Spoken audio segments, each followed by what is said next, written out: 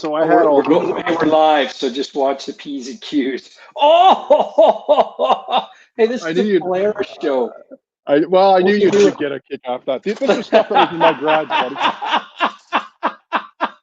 Ooh, there we go. That's going to go on the car, is it?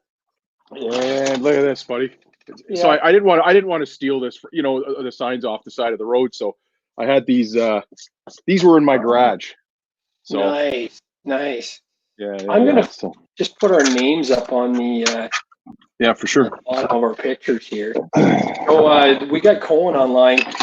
We're with Richard Hupp. He's a fan and we became friends through the YouTube here.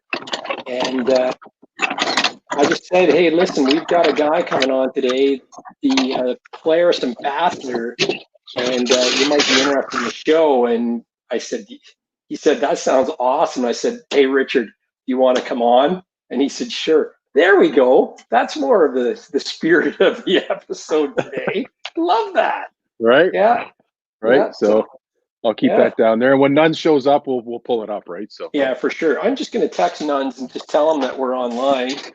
We're on live, and anytime he's ready, and away we go. But it's nice seeing your concrete wall there, too, by the way. Oh, there we go. Where do you get those swags? Like, you give them to you when you order them, or what? Yeah. So when we snow checked last year, these are the two items that Polaris sent us. Was the towel that you got here? Nice. You can see it, right? So the towel, and then the aluminum sign.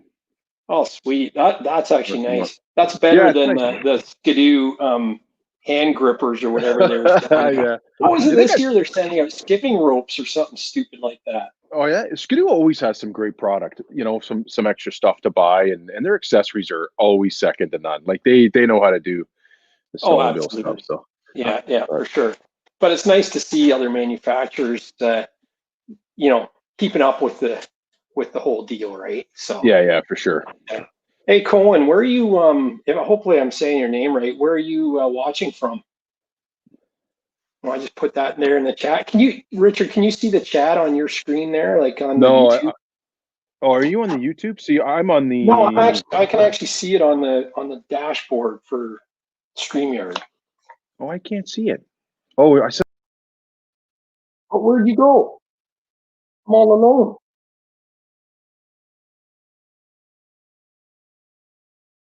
We'll get him back right now. There he is. Sorry, man. I can't get the chat. Back. You see me here? Yeah. Yeah, you disappeared there for a second. We're actually making some bad TV here. It's the first show. Come on, it's gonna be a little bit of bugs, right? So Jerry Seinfeld had to start somewhere when he did the show. That's right. So I can't see the chat. All I'm seeing is like I typed in there. I'm here. Can you see that, Gary, or no? What can I? I'm gonna go over here. Yeah, so that's Cohen Ranahan. Hopefully that's not a spam, and then I just replied back hello. But anyway, so I'm supposed to text Mark Bowe to let him know we're on too. So I'll do that. So you know what's weird, Gary? I went on. Nunzio is going to be a half an hour more. That's okay. We can still chat if you're all right with that. We can do that. We can have a look at some stuff and chit chat. I don't think anyone should I just keep it live then? And yeah, might as well. It's up to you. Might as well. Yeah. And then that way, if anyone comes in, they won't leave if we get anybody.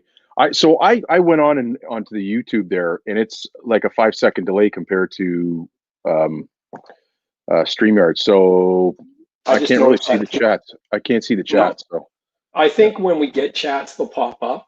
There is only one there.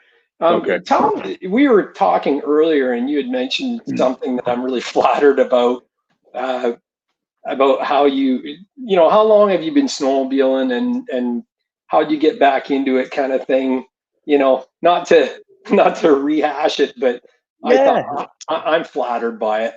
No, well, so I snowmobiled years ago. Back in when I was 16, I started snowmobiling. I got introduced to it with my brother-in-law, and then I got my own sleds. a 98 MXZ 583 and an SX. Well, I started off with a 94 VMAX 600. And then got rid of that and got a 97 SX 700 when the Yamaha came out with that new chassis, which was great. Ran it for a year, then got a 98 SRX 700, then a 2000 SRX 700. We got my eldest son a Mini Z when they first came out. Actually, that was a cool story. I dealt with Bill at Northland Recreation. Oh, and nice. They hand built. There was 4 of them touring around that they hand built to sell for the next year. And Bill says, listen, I got 4 of these coming in. Do you want one? So I said, absolutely. So we bought my eldest son a Mini Z, and it was the pre-prototype. There was only 4 of them built, and I still got the serial number, and it was the number 1 of the 4 that was built. So that's awesome. Yeah, he still has that. Those are little 4-strokes, right? Yeah, it was a Honda 4-stroke in it, which was awesome. Yeah, that's pretty cool. Like I've heard them, and like. Yeah, they're pretty cool. So he still has that. So we snowmobiled for a while, and then both my kids got into a rep hockey, and then I got out of it for, well, how long? 15 years. Came back last year, and the last year I coached my son in hockey. I figured I want to come back, right, and got the okay from the boss, and decided to just go on YouTube and take a look, right. And I Googled. And I came across your channel, and it was odd and really weird because you were like 15 minutes away from where I used to snowmobile all the time. I was on Skeleton Lake, and you're down near Port City and Mary Lake. So I Googled and I started watching, and then I watched all your videos. I what did I do? I just basically went through them all, and it got me all pumped up. And I'm like, you know what? I'm getting back into this next year. I got to get back into that. So I did that, and I reached out to my buddy who I used to ride with, and he's like, hey, listen, come up here, come ride. And they're over in Halliburton there at Tall Pines. Yeah, nice. Club. Nice. Yeah. So ended up getting back in that way, and it was great. Last year, put on 4,700 kilometers. Well, that's decent. That's a good year, man. Yeah, it wasn't bad. I got to go back one time. Wanted to get back, but with the COVID thing, it never happened. But hoping to put on a lot more kilometers this year too, because my buddies all live off Quagama. Nice. Yeah, we'll definitely you're on the list to ride for sure. That's so close. Like we love going. I mean, the Dorset run is, I don't know what it would be, 45 minutes from our place on trails possibly, but it's one where we get there at 4 o'clock or 5 o'clock, and Drew always goes, I want to go for a ride. Yeah. And we end up in Dorset, right? Like last year, the only time I went to the tower was pitch dark, 8 o'clock, 9 o'clock at night. It was one of those quick runs. Let's just take a rip up here. And it's like, the night's gone. So it's pretty cool. Yeah. What are your plans this year for riding? Like, do you have any trips planned out, or? Well, my good friend Steve, who I ride with, who plans all of our rides, I ride a lot with him and my other friend Gord and Rick. They all 3 of them are on Quagama, so I'll be riding a lot with them again this year. Steve does all our planning. He does all our trips. So when we go riding the weekend, he knows where we're going.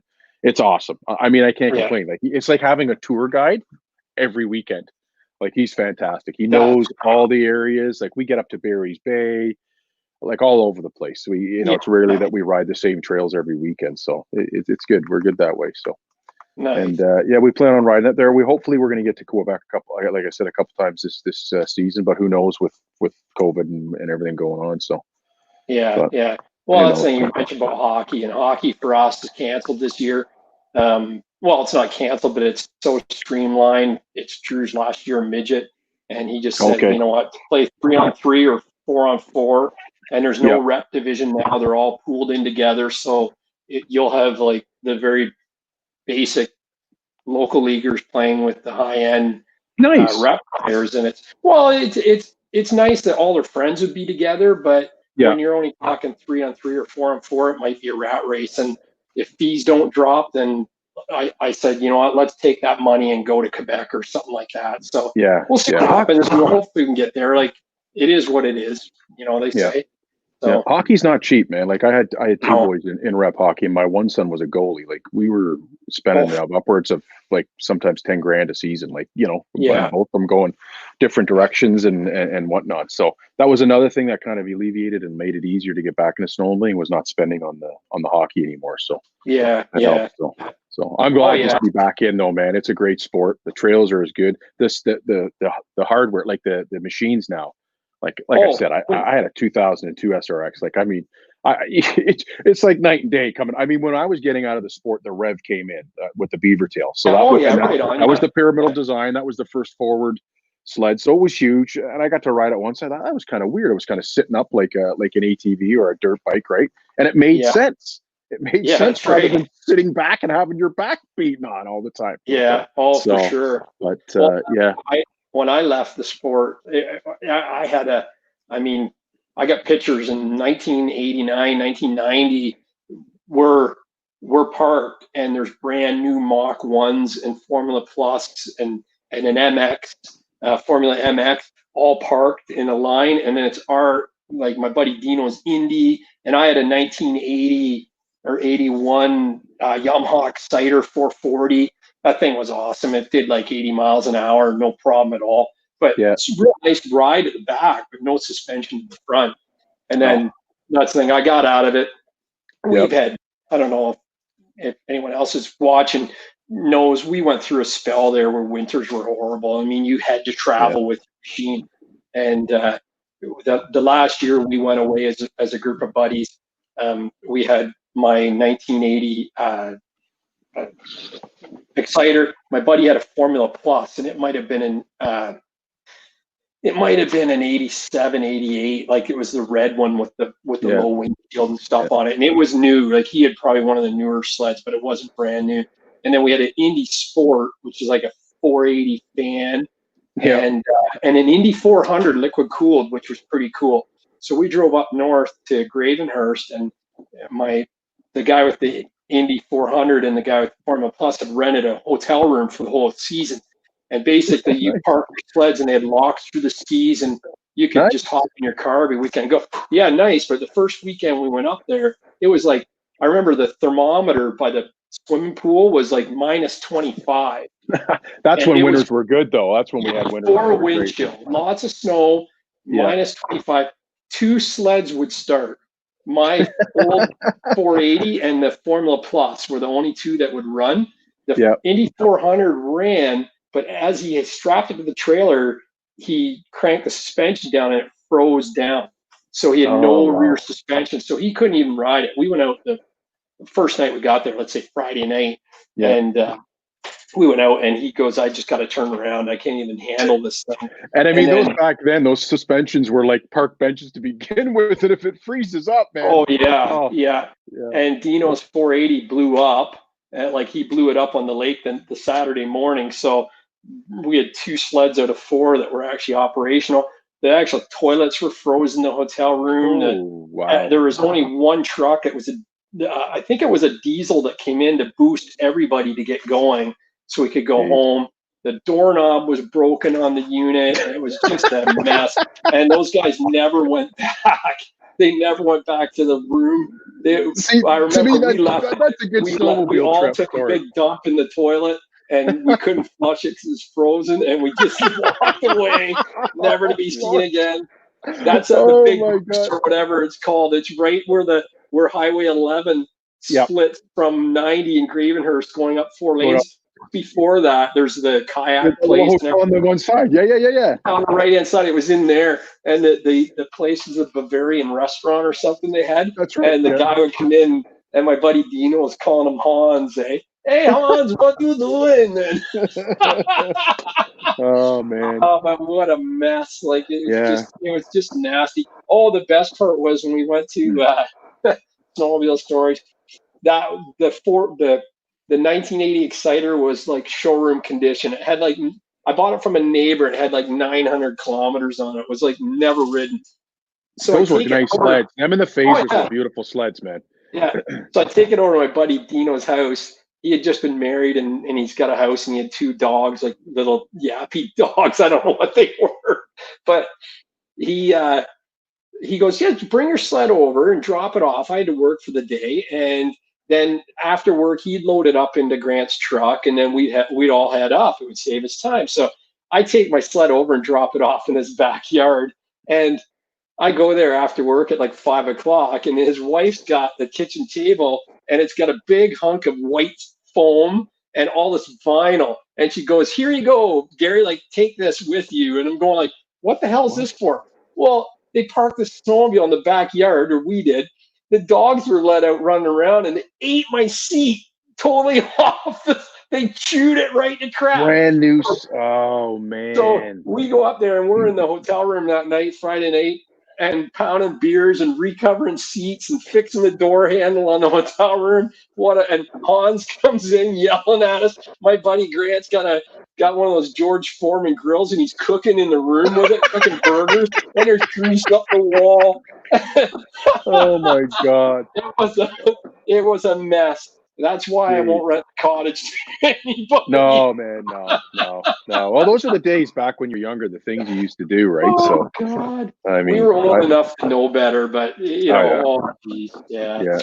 No, that's good. That's too funny, man. Oh, there's a lot of stories out there from the days back. Like I remember our first sled was a VMAX. I got a 600 and a 500. My ex-wife, and we got on the lake. There was no difference in the top end. How Yamaha got away with that? I'm telling you, they were side by side. Oh my God! Oh, it was bad. It was pathetic, and it was really, really bad. You know, with the TSS front suspension and a VMAX 500 and 600, and there was no difference in those motors. It was bad, but anyways, those were my first two sleds that I bought. Those were the first. And then you went to Skidoo when you first got back into it, did you? No. So I bought a 97 SX 700. I kept the one VMAX 600, and then we got rid of it and traded it in on a 98 MXZ 583 for my ex-wife. So she rode an MXZ 583, and I had the 97 700 SX. Yeah, so it was good. It was a nice sled, and I'd hop on that Skidoo sometimes when I'd head over towards Coagama there. You know, sometimes because it was a good hour and a half, 2 hours to get over there, right? So sometimes when I wanted to do some ditch banging, I'd hop on that. So yeah. XRS 800 E-Tech. Nice. Yeah, I love it. Yeah, that's you're gonna love that. That's the XS chassis too. That's a really nice sled. My friend Dino had the 2016 XRS 800, and he traded it in 2 or 3 seasons. He had 13,300 kilometers on it, and he still had the original belt and the original plugs in it. Like, and he runs he rides like it's not a he doesn't baby these things. He keeps it maintained. It went back to Adam Furlong at BYR, or the dealer. He was dealing with Lockhart's Odyssey at that time. It went back faithfully to get serviced pre-season and anything that even looked remotely to be addressed. But he's on this thing ran like a top. It was a 2016 XRS 800 E-Tech, and I can believe it when he told me he hadn't even touched the belt on it. He set the deflection, but he didn't. He's never done that. Then we got Mark Bowe. I see there. Of course, the Yamaha started. Actually, I'm looking there. Gary, my buddy Steve's in there too. Steve Jones. He's the guy that takes us on and leads us on all our trips, man. A fabulous guy. Die-Hard snowmobiler too, man. He's got some stories. He's got some good stories too. So, cool. I guess Nunz will be showing up soon, eh? He'll be up here. I guess he said he'd be about 5:30, 5:20, 5:30. So another 15 minutes. Nunz is a good guy. You know what? I forgot my little agenda. Oh wait, I've got it on my computer. But anyway, like Nunz is a great guy. It's a funny story because I actually I've got a little video clip I want to show. But Nunz, I met through a Facebook group, just chit chatting, and I print T-shirts, and some people know that, some people don't. So I do custom T-shirts. So he's had me do stickers for his vehicles and custom T-shirts, and I did a custom COVID mask for him recently. So I've known him for years, and when I was looking, I had a MXZ 550X that my son was driving, and I had the 800 E-Tech, and the 800 E-Tech was getting way better fuel mileage and oil consumption than the 550.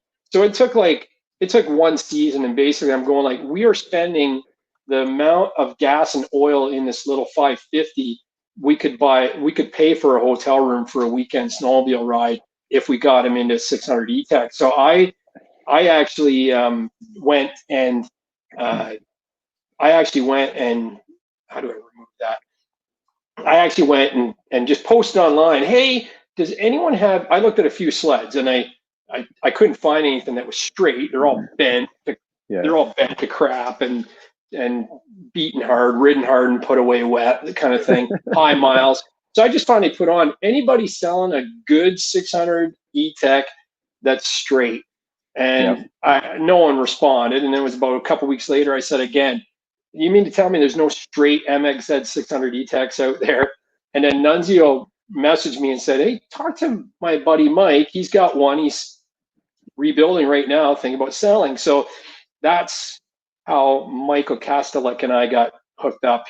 And your connection with Nuns.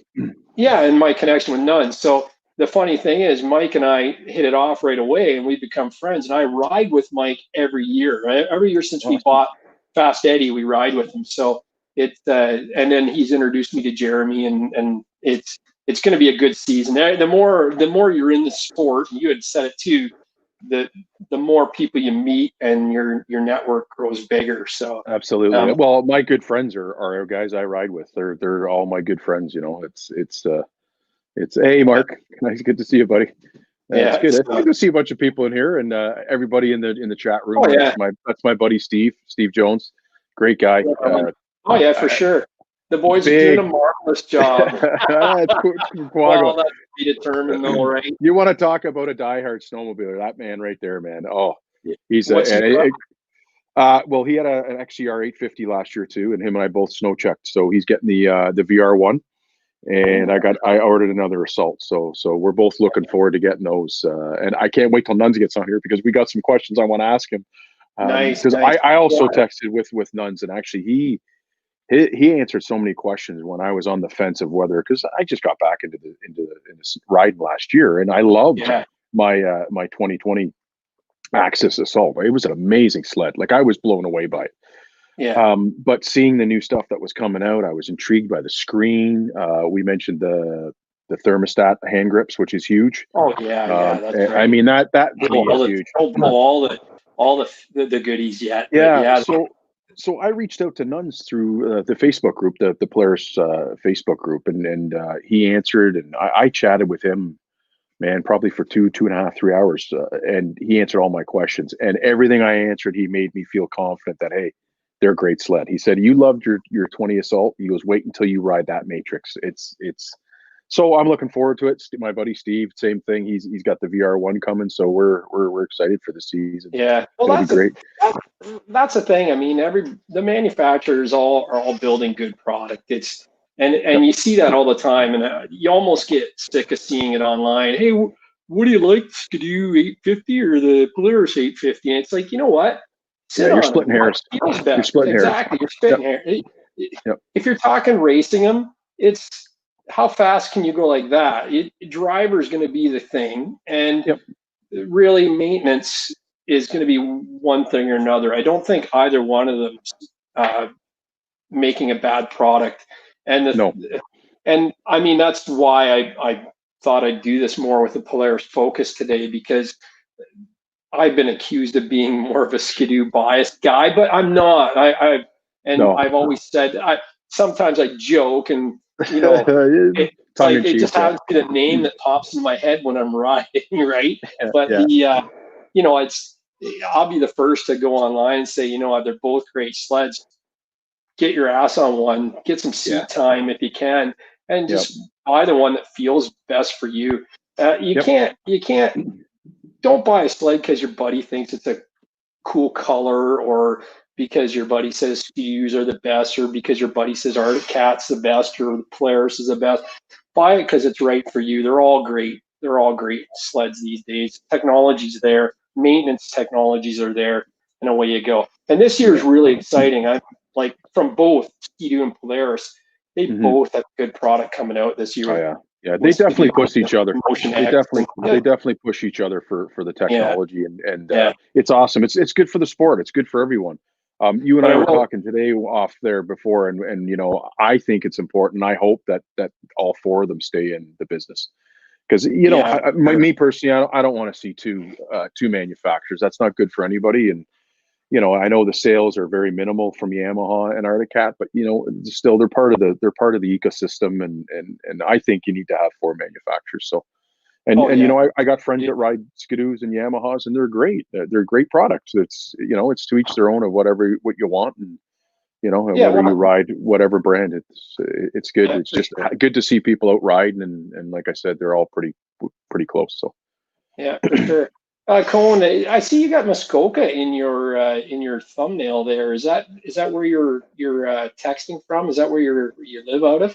That's pretty awesome. I'm up near Port Sydney in the cottaging time in the winter time, but am I going to surprise us with an 850 this year? You know what? The honest truth is I tried to surprise you guys last year with an 850, but I'm broke as hell. So that's not going to happen. Actually, Mark, I surprised you guys with a 4-year-old or 600. I went from an 800 to a 600 that was a 2009. You know what? I don't regret it. It's awesome. And the thing is, Gary, you were out riding. You know, honestly, on the grand scheme of things, at the end of the day, you're out riding, man, and that's you know, like, I mean, okay, 850, 650, 600, whatever on the lake, okay, but you know what? The important thing is you're out riding, and that's why we're all enthusiasts in snowmobiling and enjoying it, right? So, Mark just said there, I bought a Blizzard because you said so. Those are nice sleds, though, Mark. Those are awesome. Oh, sleds. absolutely. They're great. Well, Pasty Boy, he has one down there, and I think it was I think it was smart that Skidoo brought that name brand back. And it's kind of, I'm kind of disappointed that they got rid of it for 2021. I don't know why. Maybe it'll come back in a couple of years, because it's a great brand. It's you know, I like seeing the old badge names come back, right? Well, that's right. And Mark says you're right. We need all of them. But yeah, Mark got a 2018 Gen 4. It's sweet. Like, that's the thing. It's I was afraid. He almost went to a 4-stroke, and it's like, Mark, don't do that to yourself. It depends. Not that there's anything wrong with it, but no, it's going to be so. I can't wait. It's a 600R too that he got, right?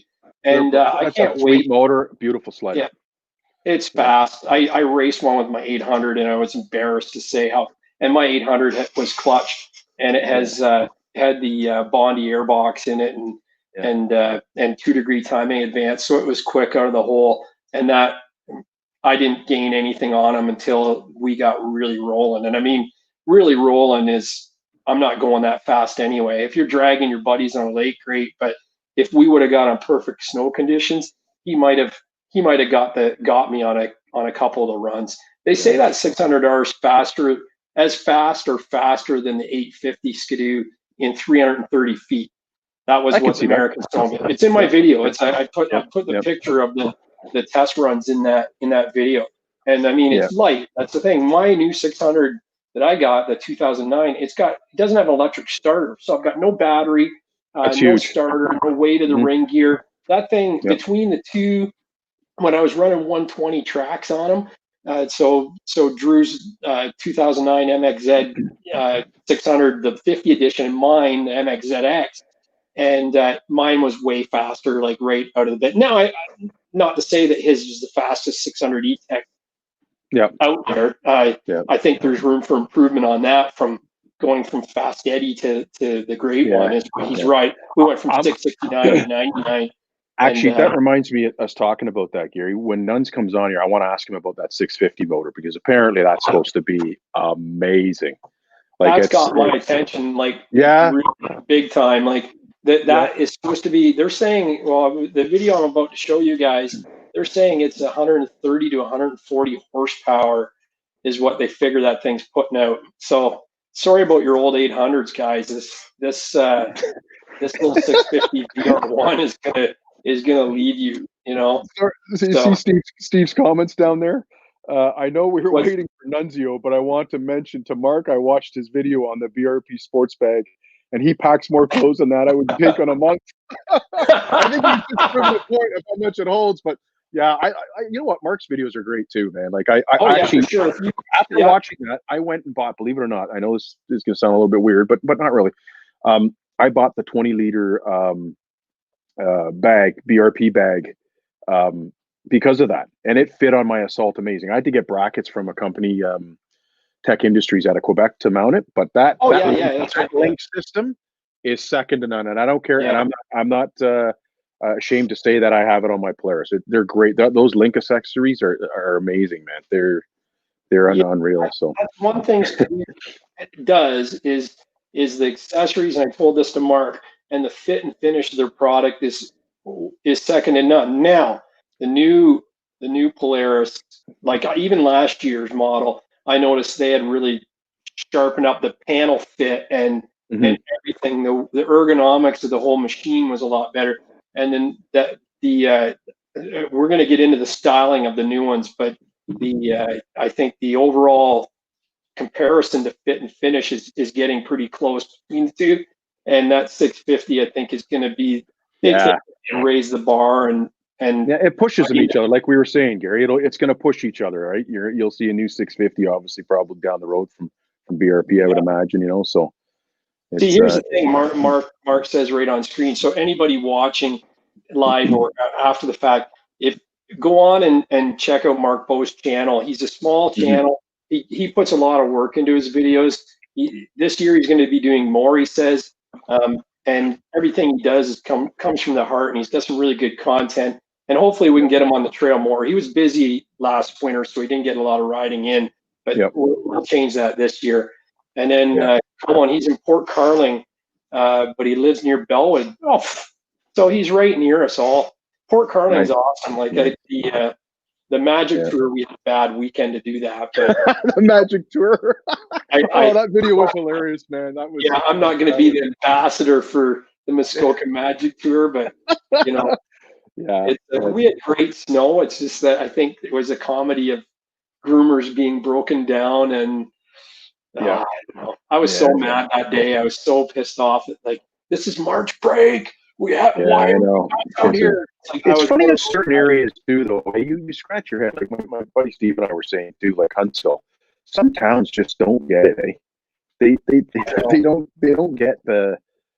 I don't know. It's just weird. It's funny how you go into certain towns and you can totally see that they love the snowmobiling. They like the snowmobiles showing up for, to eat, gas up and all that. Halliburton, the same thing. Like you can feel the difference. You go up to Huntsville, man, they really gotta start.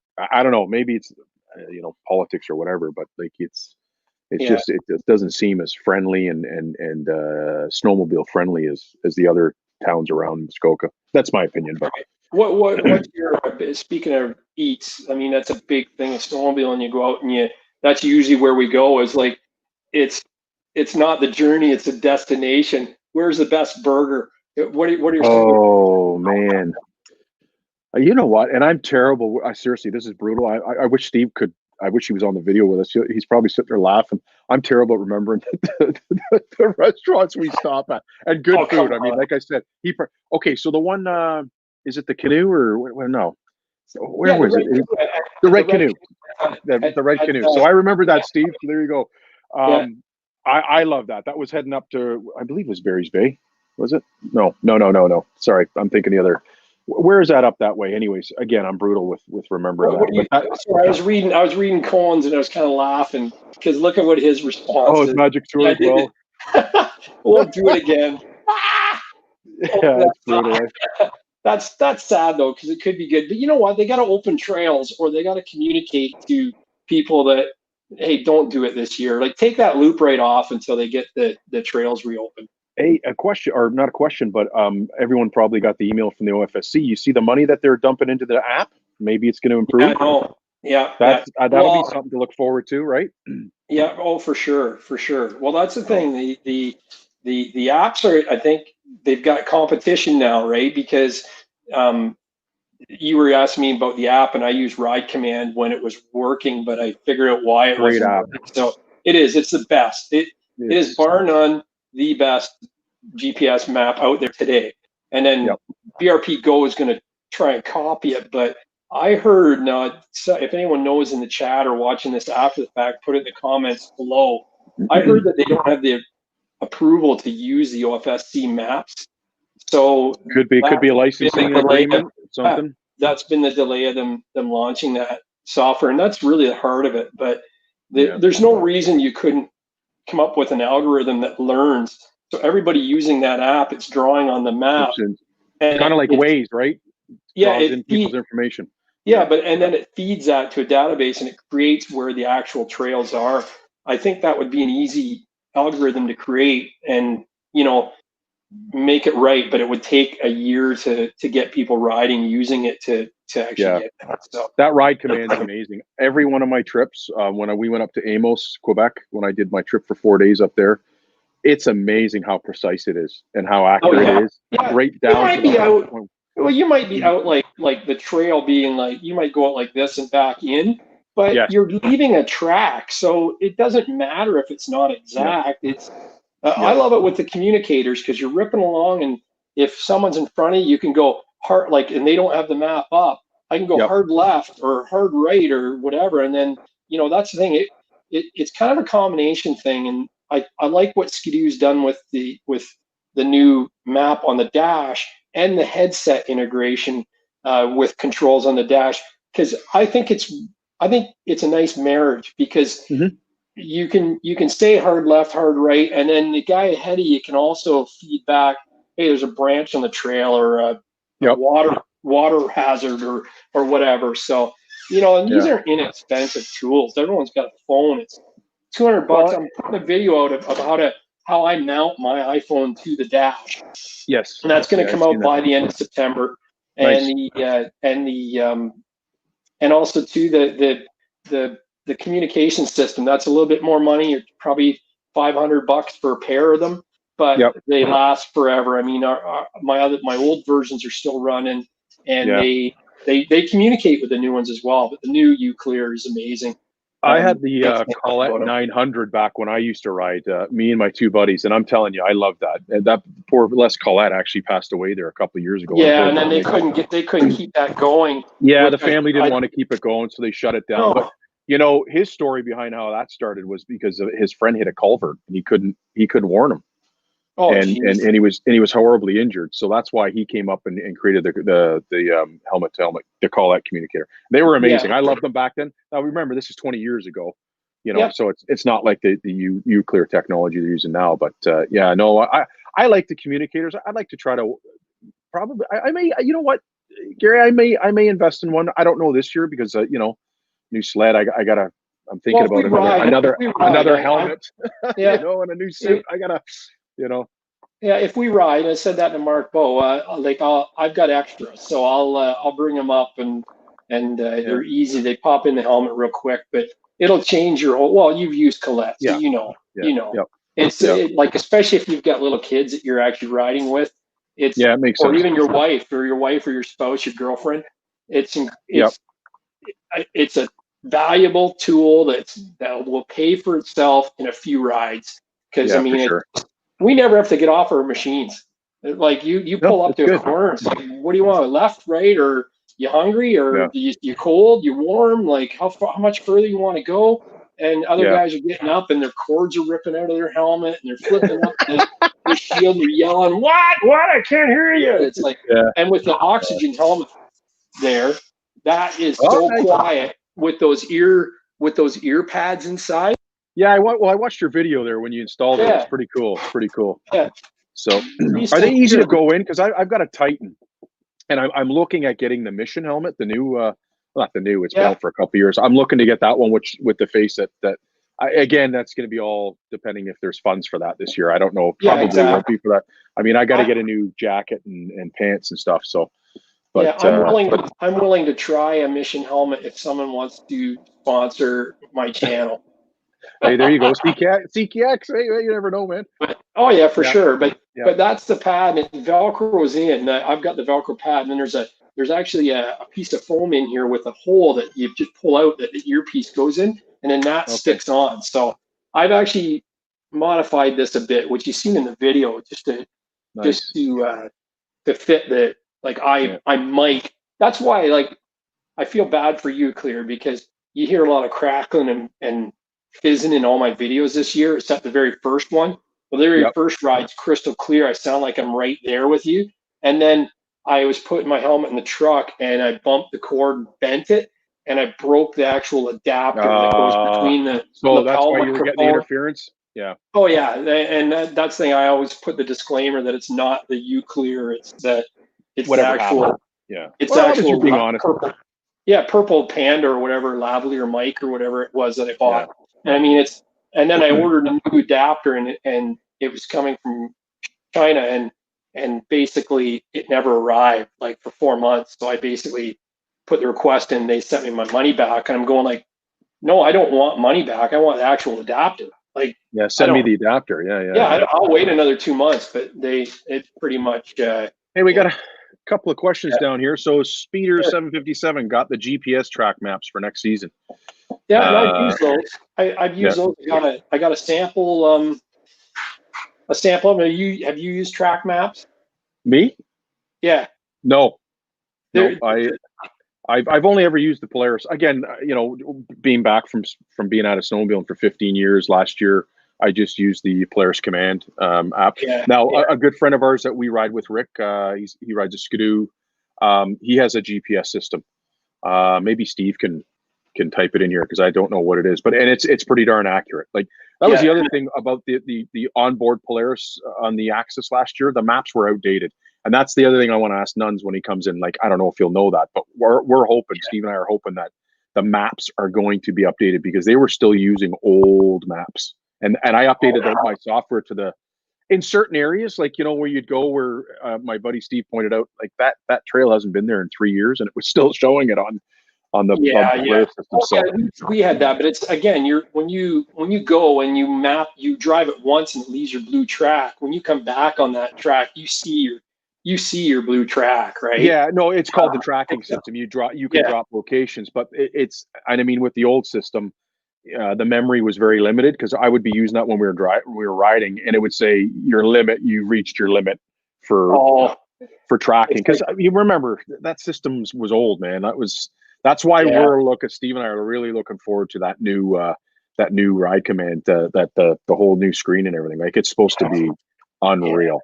And it actually works within real time, really, like there's no delay. So that's going to be a nice thing. So like, if say Steve and I get separated, you know, like, and he doesn't have to stop at the intersection, I can just look down there. Actually, same with you when you're on Ride Fan. We were talking about that. Yeah, exactly. You'll be able to see where we are, which is awesome.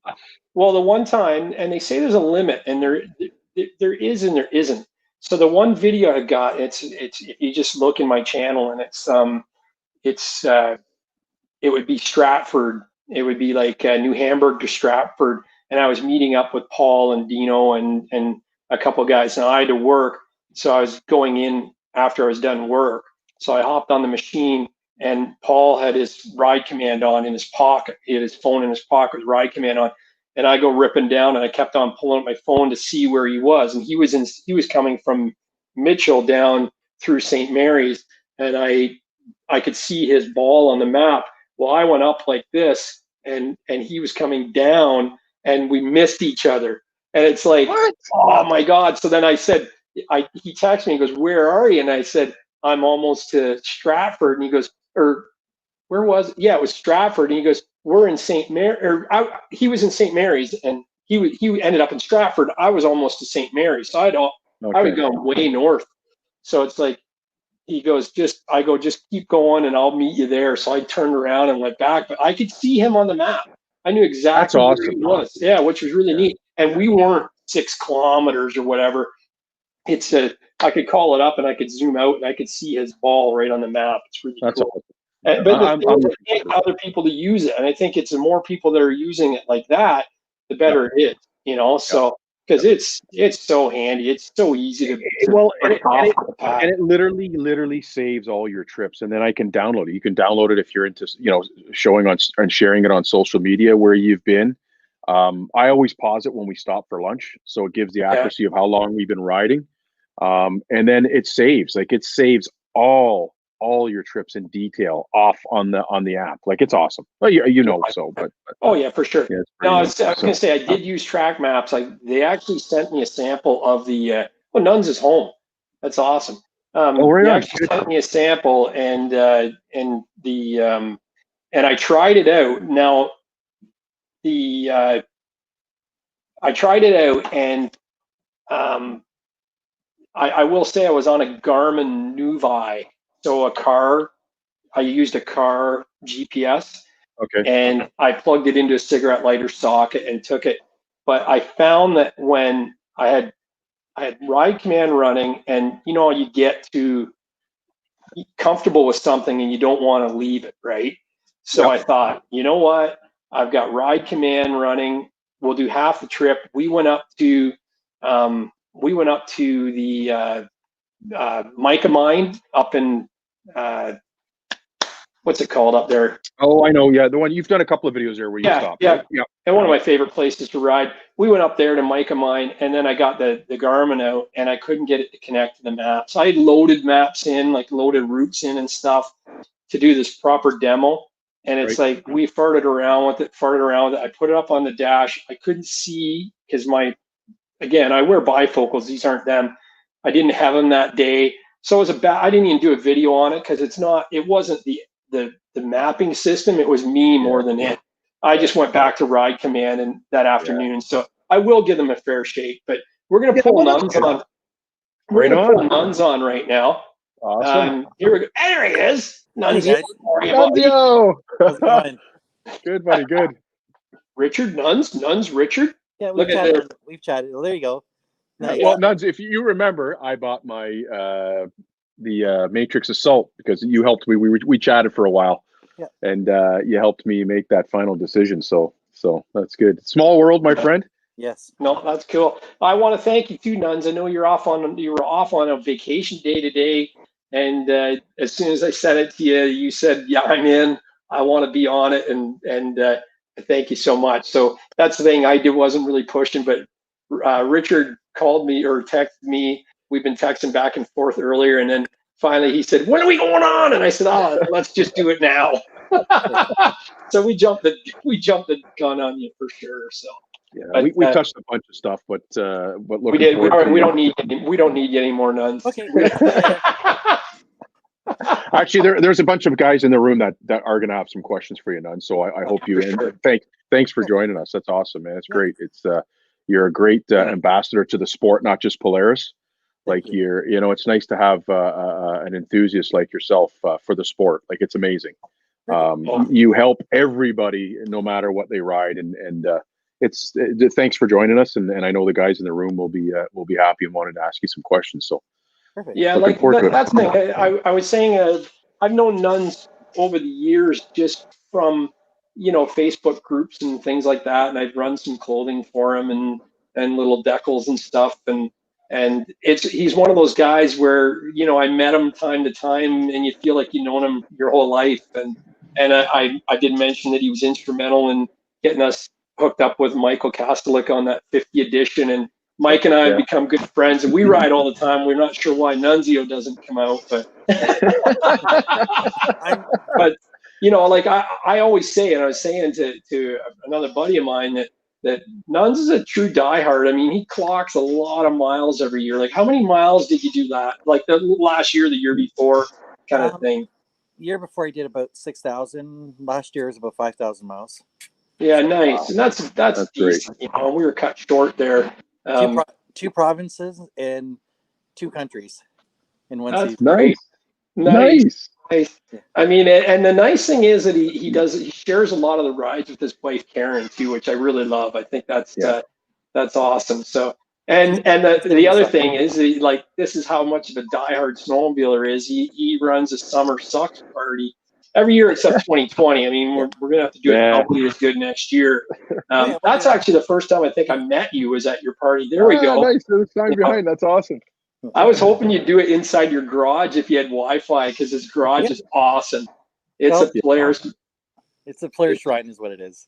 Yeah. Oh, for sure. He's got hoods hanging up on the wall, and we're gonna have to get you some Wi-Fi boosters to get out there. So, but he's also, like, aside from that, he's administrator with the 705 Snowmobiles Facebook group, and he's involved in his local snowmobile club, the Snowcrest Riders in Gravenhurst.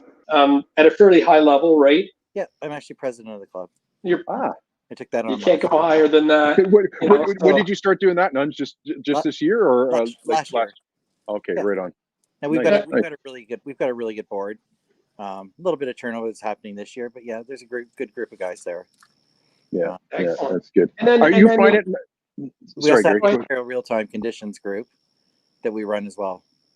Oh, and that's right too, right? And OFSC ambassador. He's an ambassador for the OFSC, Ontario Federation of Snowmobile Clubs, and Polaris ambassador for 2020. And then they just renewed him this year. So nice, congratulations! Congrats. I didn't know. That's awesome. Yeah, that's just signed my contract this week. So good for you, bud. That's awesome. That's good to hear.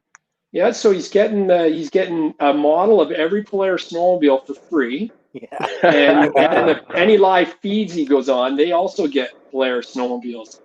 Yeah. He's almost like the Adam Sandler of Polaris. Like, so you and I are getting sleds, Richard. Yeah, well, I got one coming in, but it's maybe some accessories or something. Actually, I couldn't find my hat tonight. I lost my Polaris hat. I don't know what I did with it. So I grabbed my old, from last year, and from snow checking last year. You got the towel and the.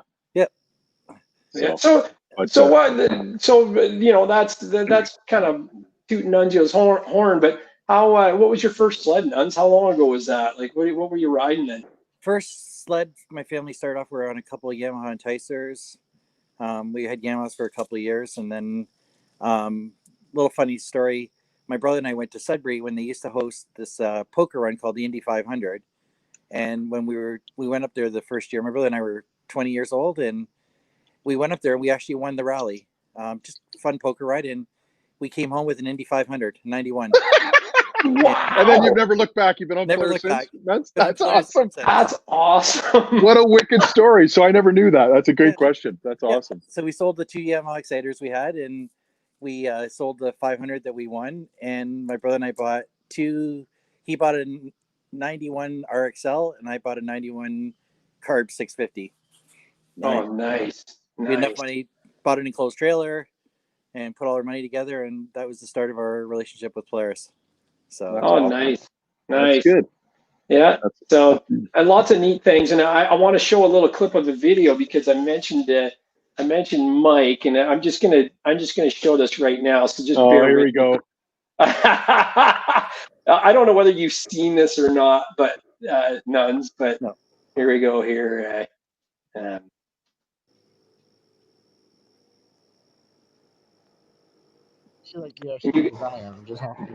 Yeah, well, you're riding with faster guys, though. You need it. Yeah.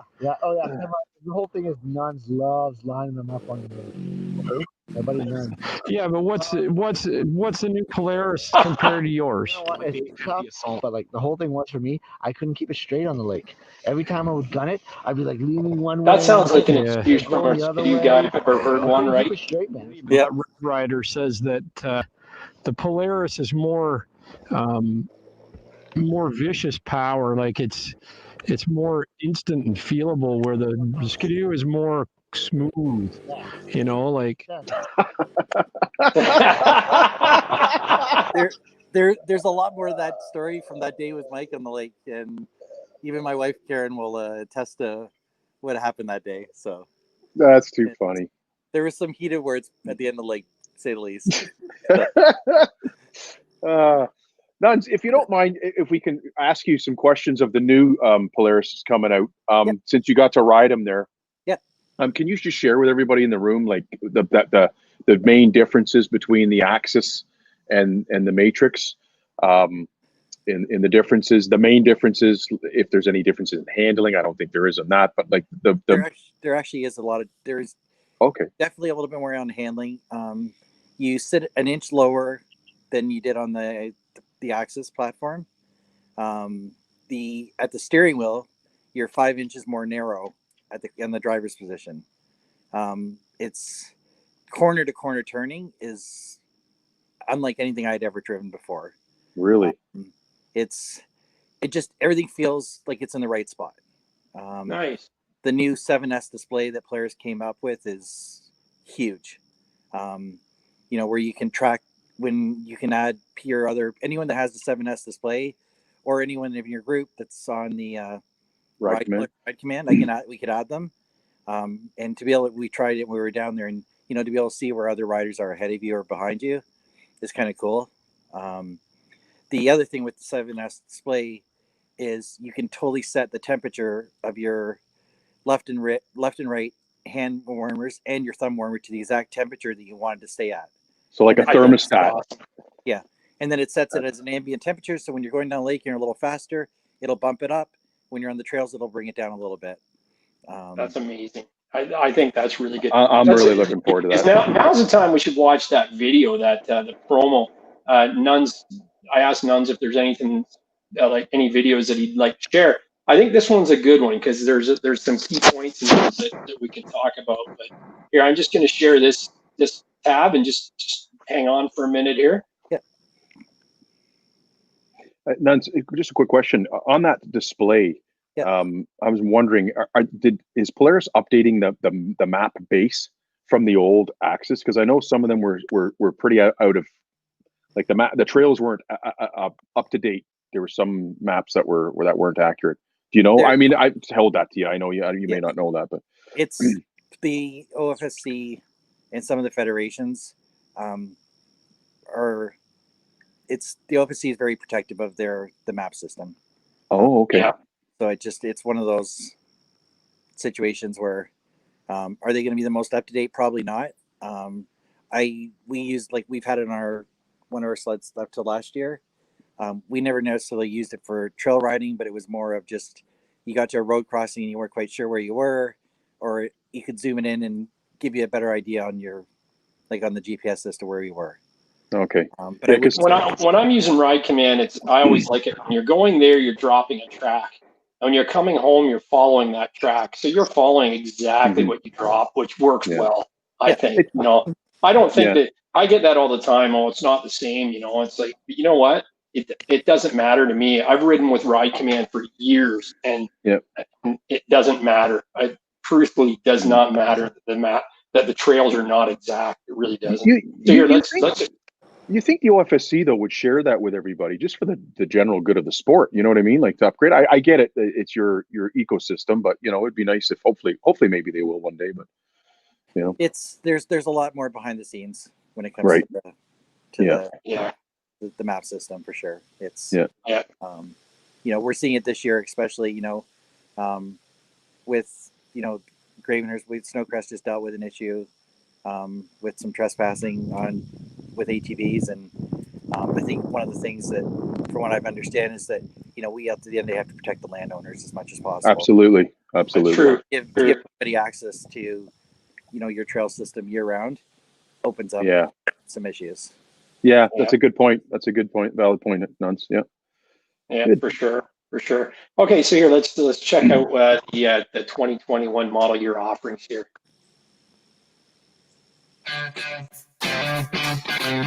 With the new Matryx platform, we've taken a step forward above and beyond the Axis. The new Matryx chassis is dynamite. an effortless ride. The Matryx just I can't wait. Awesome. Made it even better. That 650 performed unbelievable. It really felt almost like an 800. Fully exceeded any expectations. The thing was so fun to ride. The Walker Evans Velocity Shock on the VR1 really just absorbs the bumps and the moguls. When you're riding, the sled's kind of doing most of the work for you. The switchback assault off-trail with the Matryx platform was unbelievable. The combination of the smart hand warmers and the extra wind protection, it's really comfortable. The extra storage is always good to have. Going to the 7-inch display, it's obviously a lot more visible. I really like being able to customize the interface. There is no other brand out there right now that is doing more for the rider experience than Polaris. Polaris is definitely raising the bar. Nice. That's awesome. Yeah, but it's true. I think they are doing a lot. They've raised that bar. That headlight too, by the way, Nuns, is something else. They call it the blade or night blades. Yeah. I'll tell you, after driving them last January, the one sled that is going to surprise people, and I'm going to be watching for anyone that ordered the 650 for this coming season, is going to surprise people. I would not want to be on another sled's 800 class and run into one. Put on the you know what, Nuns, before you came into the room, Gary and I were talking about the 650 that I'm looking forward to. I hopefully we come across someone that has one. So that has got my attention more than anything else this year. is that VR1 650 is something else. They're saying like 130, 140 horse. Yeah. And fuel efficiency and oil efficiency like no other. Yeah. Well, and then, isn't that the one you can run 87 octane on? Yeah. Yes. Totally. That's huge. That's going to be that 650 will probably be in our garage for the next year, I would say. Nice. I'll be right over. Yeah. Yeah, that's great. No, I want to get my butt on one of those this year because that's something that is just pure awesome. The other thing too, like just knowing from a due perspective to Polaris, is the storage. In them. That's something that Polaris was always shut down for, is that no storage, and now you look at those all integrated. The dash is opening up and everything, and they've got the new lock and ride system for this year that they were offering, and it's very similar to the like with BRP's product, where it just clicks right into on the tunnel. I know a couple of our friends have already placed orders for those bags. Nice. So. Nice. Yeah, and that's the thing. That's the other thing, is that they didn't have the accessories, and Richard was saying he got the adapter to use a link on his. I mean, if you don't have to do that now, if Polaris is their own line, that's even better for the Polaris owner to keep that brand and the product line consistent. You know, it's pretty exciting stuff. I mean, I'm really looking forward to it. The other thing that you may not even think about, but I do, is that left handlebar control is now lit. And it doesn't look like a kid's toy anymore. Those little things that you push the little colored blocks into. It looks like a real snowmobile handlebar control. It's awesome. Well, I'll tell you, when we were down in January, and they were asking what we thought of the Matryx platform, and I think the one thing that stood out to me was, and like no disrespect to Axis or any of the sleds in the past, but it was the Matryx was just the sled that you always knew they could build, and it was just that the fit and finish is finally there to like the level that that puts them at par, and probably in certain perspectives better than the competition. It all fits right, and you said as soon as you sit on it, you'll understand. Like Richard, when you get yours, you'll understand everything that we talked about in this room. And you'll be like, wow, I'm looking forward to that. And you did mention that when I was contemplating on snow checking and keeping my 2020 Assault, and my buddy Steve, the same thing. He's coming from an 850 XTR, and he ordered the VR1, and the same thing. It just, everyone we spoke to, yourself and watching the videos and that, have said it's like night and day, and the handling.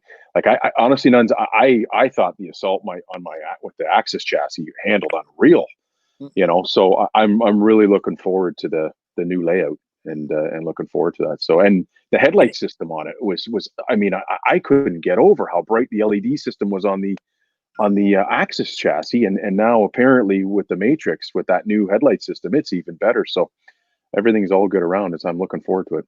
Like I rode the XCR 129 last year, and touted as probably one of the best Polaris sleds that they had put on the market.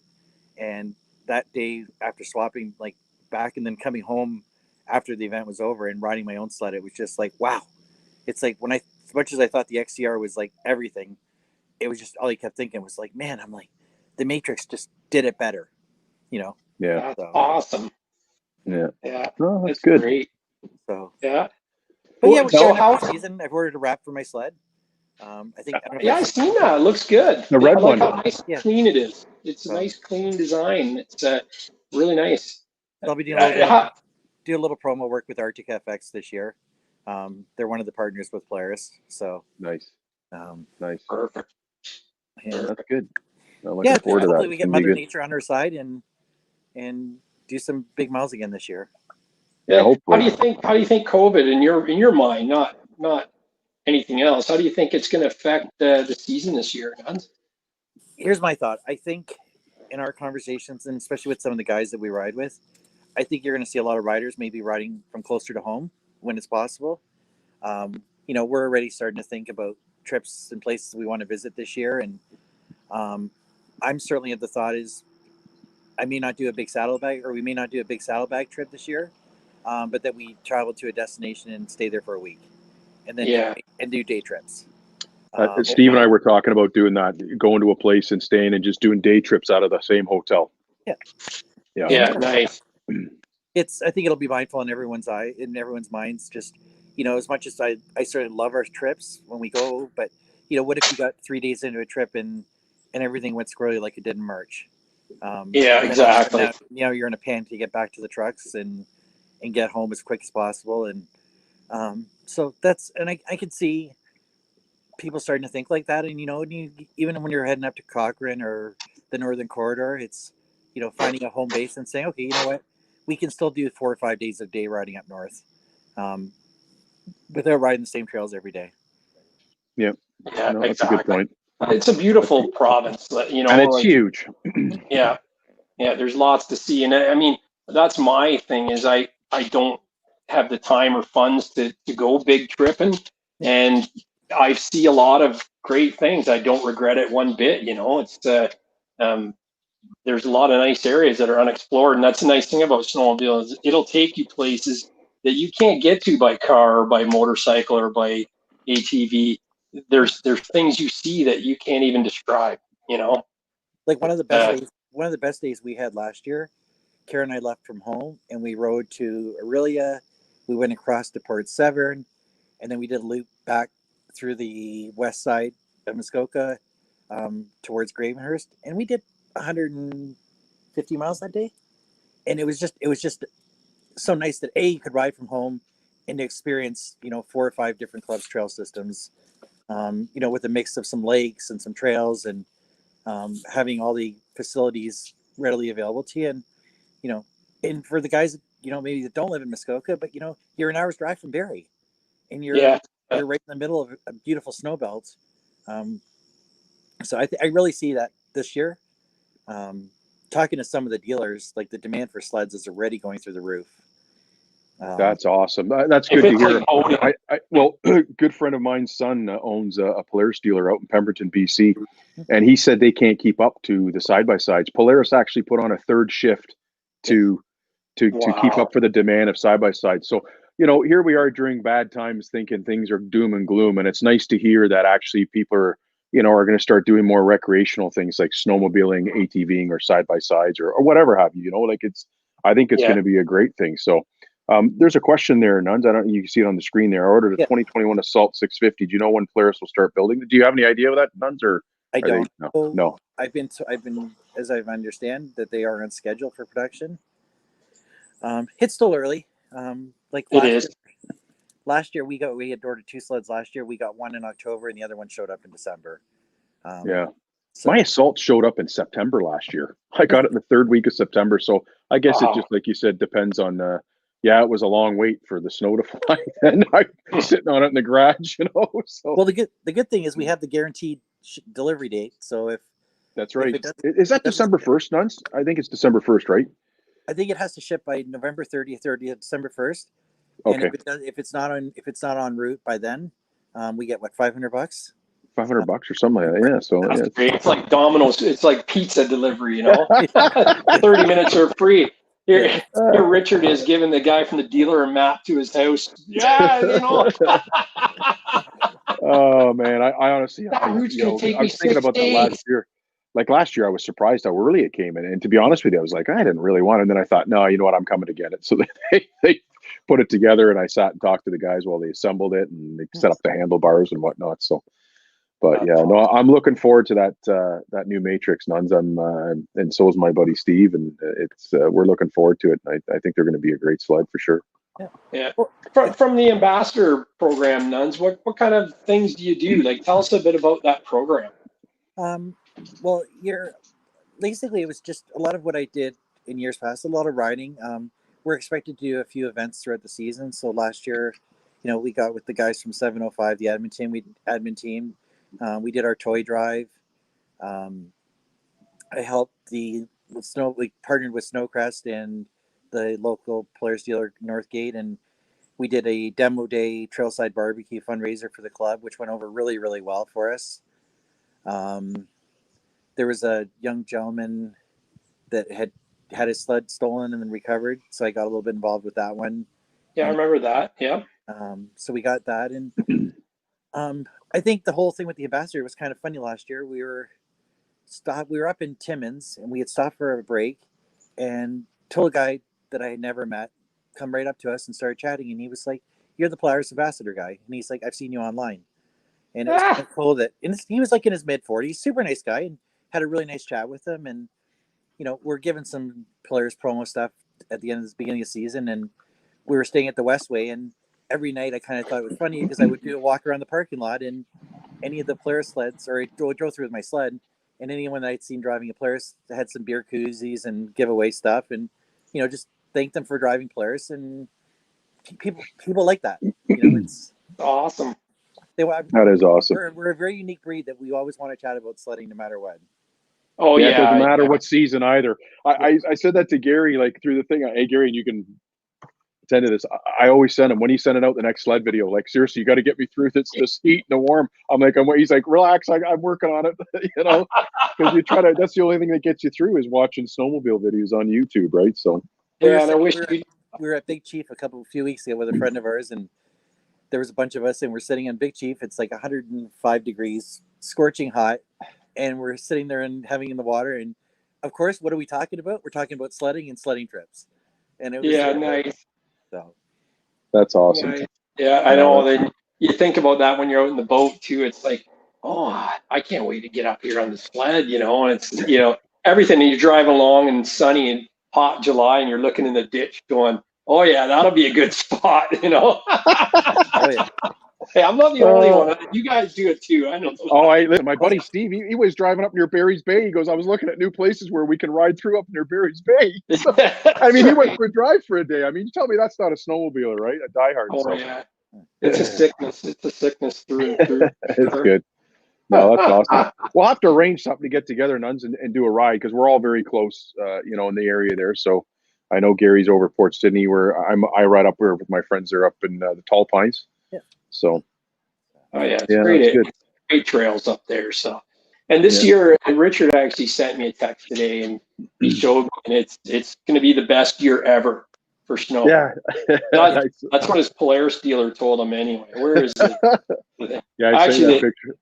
Yeah, it shows like 10 feet of snow, and it says it's going to be a bad year. And I said to him, I don't see that as a bad year. That's a good year. Well, that's the people who aren't snowmobilers, right? Bad to them and amazing for us, right? Yeah, yeah. So, we're the guys getting. As long as we get the cold weather first. Yeah, that's true. That's the biggest fear is that we get dumped with snow in like November, December, early December, and that creates a whole mess of problems. So and you might get it with the warm lakes and the lake effect snow. It might just start coming, but. And that's what happened a few years ago. We had tons of snow, but no swamps or lakes froze. Yeah. The lakes are up like almost Lake Simcoe or Couching. I was out towards Sparrow Lake on the weekend, and like the water temperature is almost 80 degrees right now, which is very warm for this time of the year. So. Yeah, it is. It is. And I noticed the leaves are starting to change too up there, like up on our little lake. It's you can start to see the chloroforms coming out of the leaves, and it's getting to be an exciting time of year, man. I know up in Algonquin Highlands, I was saying to Steve, I got a text because I comes across my weather, and I'm like, you got a heavy frost advisory going up there. That's a good sign, right? Yeah, are the sleds. When you start seeing the frost, and you hear the geese flying overhead. It's almost that time, right? So. But the one thing I will say, guys, and it's to anyone that's watching this video, if you have some spare time in the fall or this coming season, every snowmobile club in Ontario is in desperate need of help. If you could spare a couple hours, anything you could offer. If you don't know who to reach out to, send me a message. Anything, but like every club in Ontario is in desperate need because the whole system runs on volunteers. Yeah, that's a good point. I know Tall Pines, Nuns, you probably know that. It's run by the one young fella. Yeah. He's basically doing everything himself. The grooming, he's the president. Like it's and he does an amazing job. But yeah, it's a well point. Good point to make that it runs off volunteers for sure. What I will say is, because I just became involved in our local club, the New Dundee Snowmobile Club here, about 3 years ago. I think was my first year I helped out. And it's a blast. Like it is so fun. Yeah. But I don't rely on the checkbox on the OFSC form, where it says, would you be interested in volunteering? for your local club or whatever, because they don't often see it. And that's the issue. Is I check that box in two. So I usually buy 2 passes. So I buy one for where I ride up north and one here. And when I first got back in a few years ago, I bought Plattsville, Drumbo, and New Dundee. And I check, and I'd never hear from either one of them. And finally, I said to my buddy Moose, you know, I want to help out. And he goes, get in, like, come on, let's go. We're staking like whatever date. So I went out and helped them stake. What a riot. We've been doing it every year. But that's where they said is we don't often get that information from the OFSC. That might be an internal thing. And it's better just to reach out to the club direct. So go on Facebook and find your local club and message somebody there.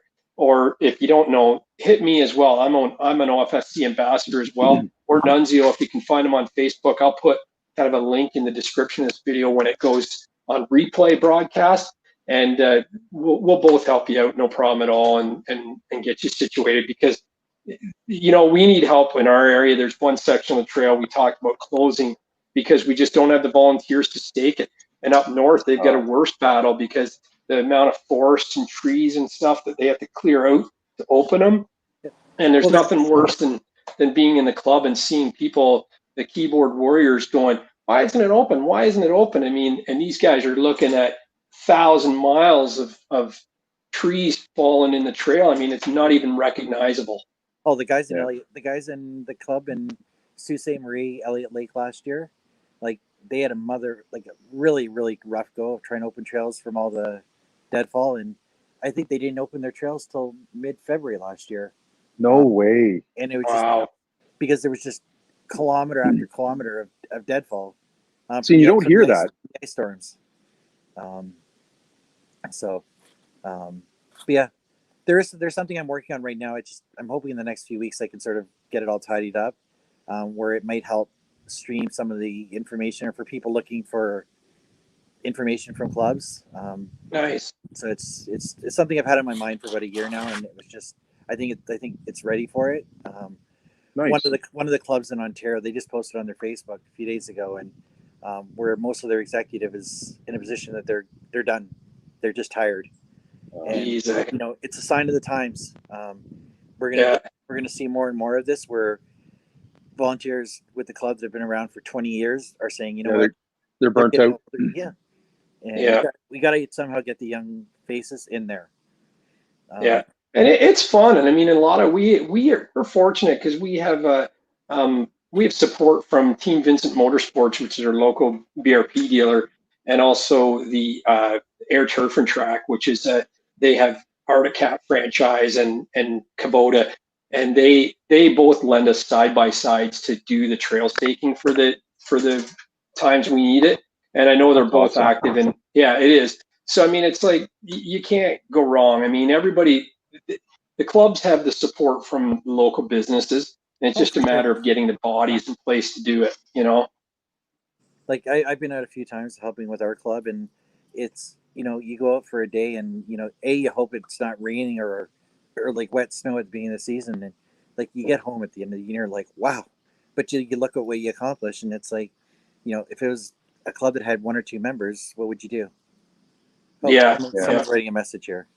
Oh yeah, sometimes we don't know they need help, and could it be set up a better way?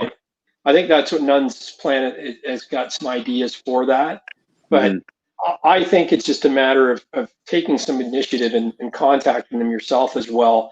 You know who your local club is. You know who you put your permit dollars. You check that box off. Give it. Ontario's got a Facebook page now. Yeah. You know, that's how I certainly originally, you know, Ontario Conditions Forum is a really good forum as well. It's just reaching out to them, and I can't imagine a club in Ontario refusing help right now. No, that's right. That's right. No. And to the average sledder, they don't realize, you know, like right now, this is like when our trails actually open, like that's when a bunch of us can sort of say, oh, thank God, you know, because you've been working towards it for 3 months leading into it. You know, and you know, the best feeling is when you ride up on a section of trail and you go, I put that stake in, you know, I put that sign in, you know, and I always say that, like, you'll probably hear comments here and there, and these are the best marked trails in Ontario, and it's like, that's the section that I did, you know. So it's kind of neat. It's fun, man. It's a boys and girls club when they're out staking trails. It doesn't matter if you're a guy or a girl or whatever, and it's a blast. I mean, it's a lot of fun. We met ahead of time at a rod and gun club last year, and they brought coffee in and donuts and everything. And then after it was all done, we met back there for coffee and donuts, and it was great. It was just an overall good time. Yeah, that's good. So, but did you have anything else to add there, Nunzio? We've been going for an hour and 20, Richard. I can't believe. Well, hopefully we're going to make this a weekly thing or something, Gary. I think it's great. Different definitely guests on and whatnot. So yeah, and we'll get Nunz back after he gets some more secrets to unveil, and away we go. But I'm going to be not near technology next week, so next week will be in hiatus. But I have David Cook from Uclear coming on in 2 weeks. So, and nice. I'm trying to lead Mark Bow on the live stream as well. So hopefully he's been pretty chatty in the chat tonight. So hopefully that means he'll want to see his face on the big screen, you know, on the cover of Rolling Stone. We should get Luke from Duberville on. Yeah, for sure. If you have any suggestions as well, anybody watching this, just shoot them a PM. Richard has a couple of things up his sleeve as well with some really good special guest ideas. And if you have any special guests you think would be a good fit for the show, then just reach out to them first to make sure they're open to it. Send them a link to this video, and then we'll definitely. Let's keep it going. This is a chat about snowmobiling, and you know, and it's just a bunch of people passionate about the sport, and hopefully we can learn something along the way. You know, so thanks again, Nuns. I know it's your day off, and I really appreciate you coming in and sharing your insights, and we're really looking forward to the 2021 Polaris Snowmobiles. Maybe when you get theirs, we can come up there and do a live reveal on it. Yeah, that would be all right. Wouldn't that be kind of cool? I'd love to see it. That would be cool. So, that'd be great. Okay. Awesome. Thanks, Nuns. Appreciate it. Hey, take care, Nuns. Thank you for sharing all your information. Appreciate it. No problem. Take care, guys. Absolutely. And thanks a lot for everybody that's watching right now, and everybody that likes the video and subscribes. I really appreciate it. I say it before, I'll say it again. When I did the fan video, some people might laugh and go, hey, you only had 10 responses or whatever. Hey. I wasn't expecting any. So that really broke my, or not broke my heart. It made my heart, you know, warm like the Grinch, to know that people actually care and the content's good. So there's more to come. Keep watching, and we'll keep going on for bigger and better things. Thanks again, guys. Thanks, guys.